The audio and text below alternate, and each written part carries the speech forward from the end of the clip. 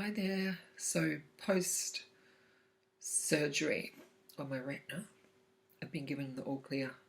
The procedure was successful. The whole area of retinal detachment that was occurring has been barricaded off. And as you know from a previous video or two on this matter, they used laser and cryotherapy. So, the surgeon, the retinal specialist, said it's been so successful, there's no need for me to come back at all. We were going to be looking at outwards of 6 months from here to a yearly check, but he says I can just have my regular eye checks because there's zero chance of it developing further. And I can see in the image how it's been barricaded and it's adhered back. In 3 weeks, all of that has happened. That's what's been going on in the background. Just having my yerba mate. It's surreal, isn't it? I honestly think I should write a poem about it. Or include it in my short story, which had already the concept of eyes being infected or affected. Apartment 11. I haven't written that yet. My other short story, Mirage, I entered into a particular contest, but it didn't get shortlisted, or even, I think, long-listed. It doesn't mean it's not good. It just means that it's the wrong market, and I've got to find an outlet. And in some ways, it frees me up, right?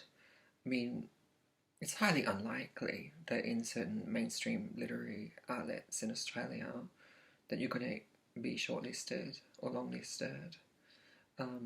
There's a certain preference for certain topics and styles, and that would also include social realism in Australia, which is still quite dominant, yeah. And I write as a kind of post-colonial writer, and I don't see that kind of getting big grabs in literary prizes and, you know, very prominent places in Australia. Sometimes, of course, it's possible, but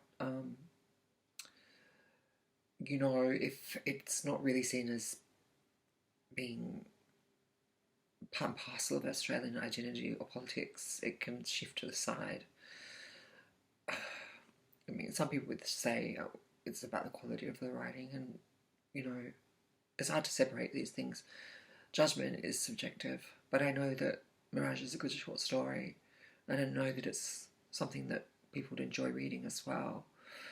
I know what I'm doing as a writer is, I guess, what I want to say there, and you can never just sort of, you know, resile and say, well, you know, I'm just not going to be able to publish, and there's no readership for my work. I've shown otherwise with the publication of work in other spaces. So I'm going to continue, but I think the most important thing is to keep writing as well. Yesterday, as you know, I wrote a poem called Flame Tree, and I've got more in me, I know it. But yeah, it's an interesting question, let's just put it that way. I think that, in my humble opinion, there's more exciting writing coming out of India than Australia. And maybe that's because there's a more diverse market, or there's just a greater number of writers. I don't know. But then it's my opinion. It's my aesthetic judgment. I think books like Ghost Eye are much more interesting. Of course, that's a novel. But there are novels that are published in Australia, like by Alexis Wright, for example, that are very well produced and very relevant. It's just breaking through as a writer, especially in fiction. It's not something that's necessarily a straight path. Of course, I'm disappointed that it didn't really get up in that prize, but I'm not surprised. I'm not surprised because yeah, it's a mainstream venue, and prize are highly competitive, and with certain kinds of indications about what's seen as being contemporary Australian writing.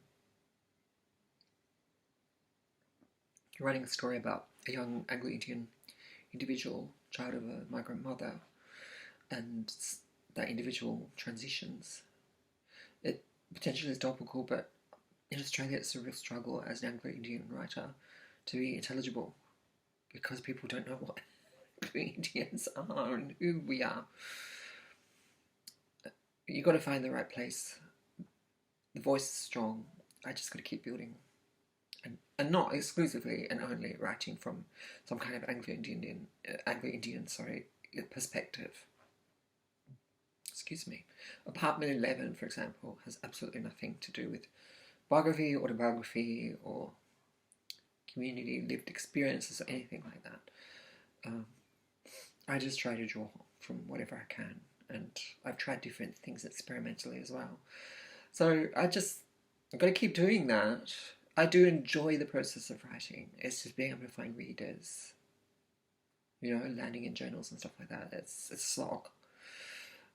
Tomorrow I have, changing topic, tomorrow I have a series of workshops to participate in. After today's retinal exam, I felt quite exhausted because it took up quite a lot of time. And it's been a busy week. I did catch up with a student from India, and that was very pleasant. Walking around in the campus as well, sort of assisting him with the study that he's doing here.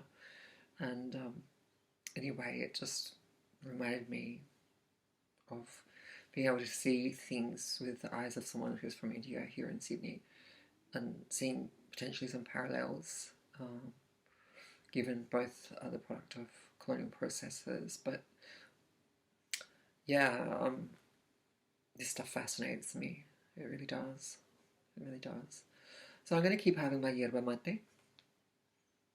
And I'm going to think about dinner. All the best. And thanks for checking in and listening. Subscribe, comment.